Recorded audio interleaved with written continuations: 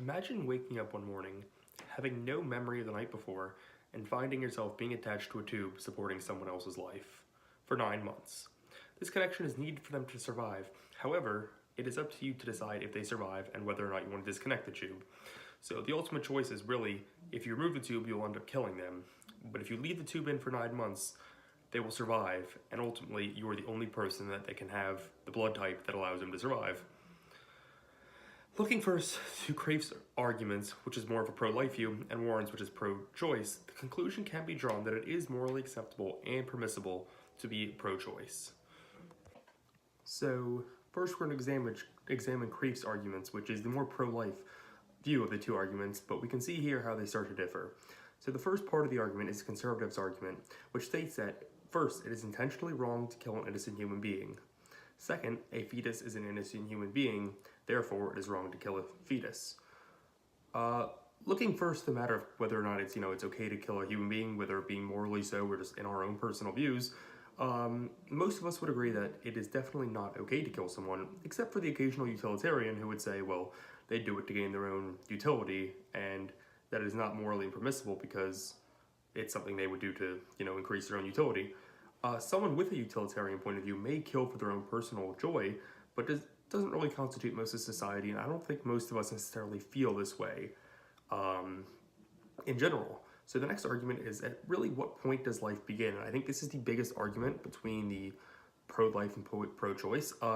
Craif brings out a certain specific argument that human life in general begins at the moment of conception, and that a zygote, an embryo, or a fetus all have moral grounds and a potential for life, and because of this, killing a human being at any of these stages is no different from murder itself. Regardless at what point life begins, the fetus is still innocent. It didn't ask to be brought into the world, didn't ask to be here, and didn't ask to be killed, so is it morally permissible to kill something that really didn't do any wrong at all, and is that morally permissible? The next objection to this is the personhood objection, which, well, what necessarily defines or constitutes a person? So one, anything with a genetic code that has the potential to become a human being is essentially what constitutes a person. The assumption is that a zygote or fetus has the potential for higher functioning and for life.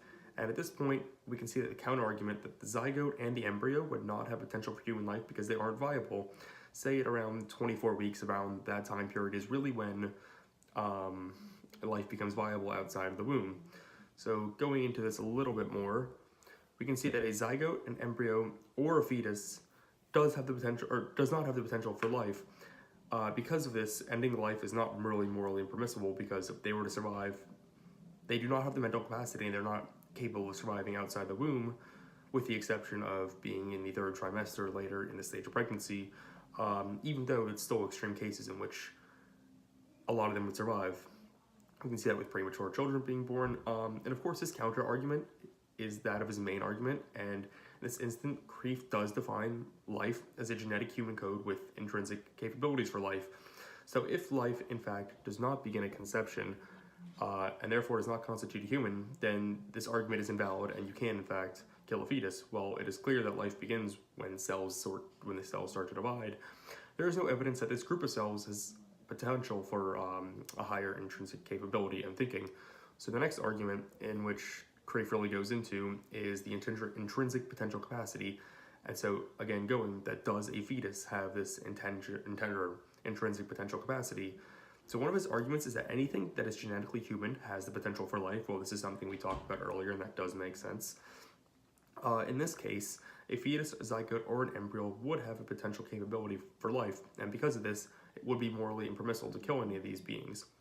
And people in general have a serious right to life because of this, and because we are all moral beings, except for the occasional utilitarian, killing is not okay. Even though economic problems are an issue with this, with a family not being able to raise a child properly, it is not really grounds to deny someone life. Once life has begun, they have their own capabilities to become a human being, and thus sort of deserve their own fulfillments and being able to do what they please.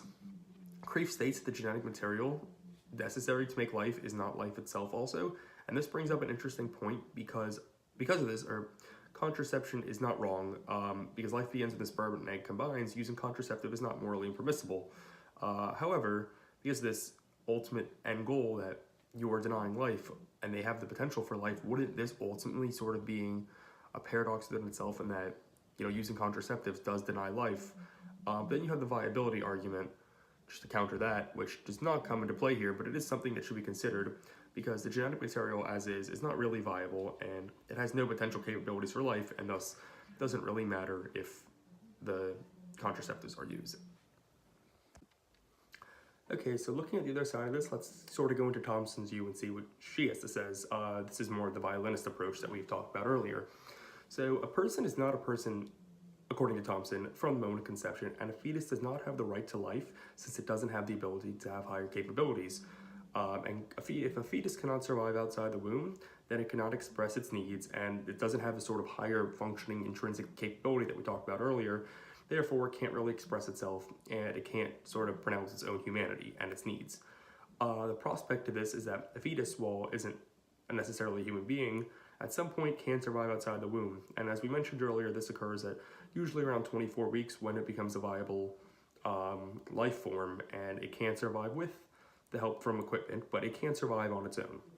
So, as the violinist scenario goes, you wake up in the middle of the night and are somehow attached to this tube. You somehow are attached through a tube to this violinist. A violinist needs your blood for 9 months, and after this 9 months, he can survive. You were brought here in the middle of the night, unbeknownst to you, against your will, and this is sort of your new reality. Do you cut the tube and save yourself 9 months, or do you let the violinist live, knowing that after 9 months it'll be totally all right and you'll be go on through life? So in order to draw a comparison, let's light this candle. Hold on. So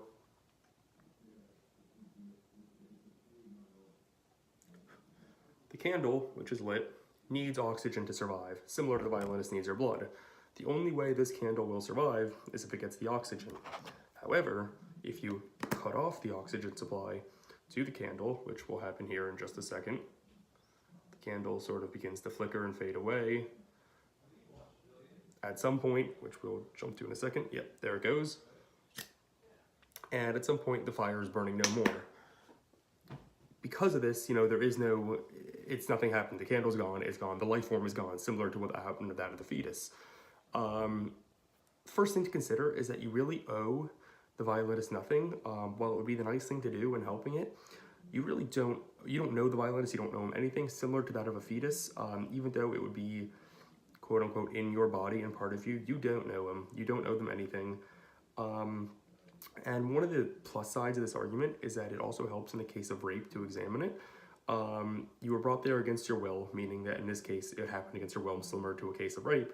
And while someone that was pro-life would advocate that you need to help the life no matter what, this is something you were forced into, something that you could not have foreseen, and therefore you have no obligation to do anything, you know, to help this fetus.